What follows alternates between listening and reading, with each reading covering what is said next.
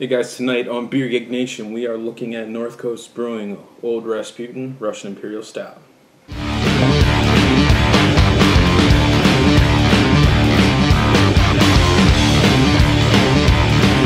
guys, welcome to Beer Geek Nation. I'm Chris Stout, your host, and tonight we're looking at a perfect example of an Imperial Stout. It is North Coast Brewing Old Rasputin. On Beer Advocate and Rate Beer, it's one of the top reviewed beers just because you can get it everywhere, which is well, shouldn't say everywhere, but damn near close to everywhere. And it's a perfect example of the Russian Imperial Stout style. It's just well balanced, a really complex beer, and it's just, top notch. 9% comes in at 9% ABV, so it is it's not a session beer by any means.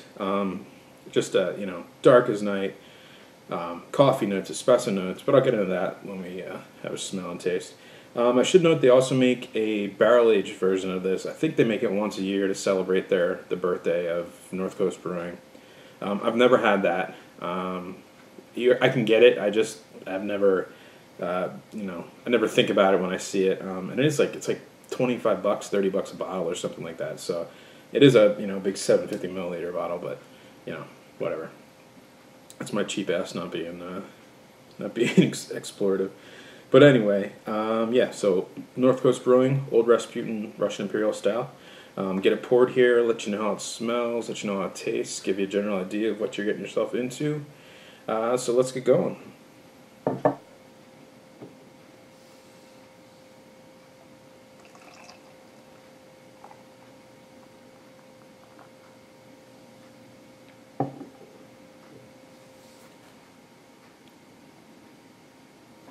So pouring it, you can see it's basically, black as night. Really, it's almost like I wouldn't say black, I'd say a really, really dark brown bordering on black.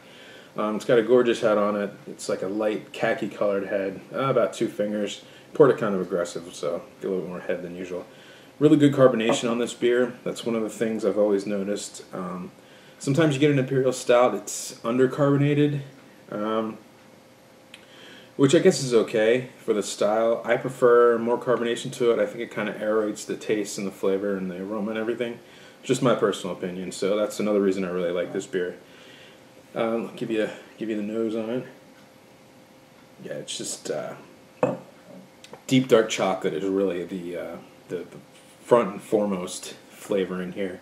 And then it follows by kind of like an espresso coffee. And I've said this before about other Imperial Stouts, but it kind of reminds me, not so much this one, more when I did my Kentucky Breakfast Stout review, like a chocolate coffee bean. I know they make those. I've never had one, but if you could kind of package one into a beer, this is what it would taste like. This one's a little bit light. Obviously, it's a lot lighter than the KBS. KBS just off the charts with the chocolate and the coffee and everything. But that's a specialty beer, aged for a year, da-da-da-da-da. This is a year-round beer that you can get pretty much anywhere. It's fairly cheap. I mean, I can get a 4-pack for $11.99 in my area, which is, saying a lot for the price of this. It's 9%, so it's a little bit under the usual. I mean, it's within style range, but most Imperial Stouts are going to range anywhere between 10 and 12%. Some go higher, some do go lower. You're kind of bordering on like a bigger stout if it's a little bit lower than 9%.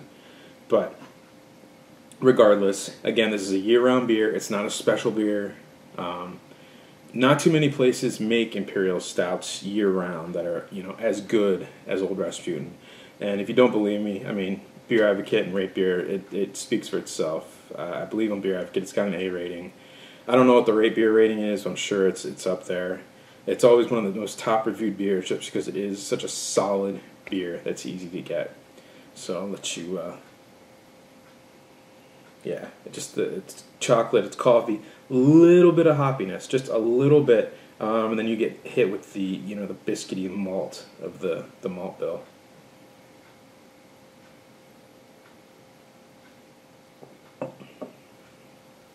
Yeah, right up front. It's outstanding coffee, just not even espresso, just bitter coffee flavor right on the tip of the tongue. As it goes back to the tongue, back to the mouth, and really mellows out, you get a lot more of the alcohol, you get a lot more of the malt, and it finishes with like really dark chocolate. Imagine like the darkest chocolate you've ever had. That's kind of the vibe I get from this as it kind of finishes.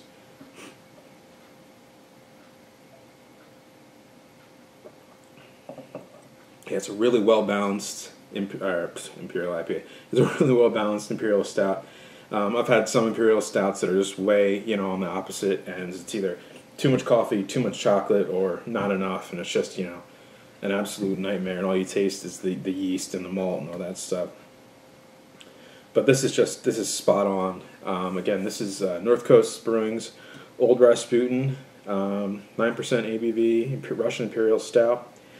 And I guess I'll give you the geek out a little here. This is Beer Geek Nation. Russian Imperial Stouts.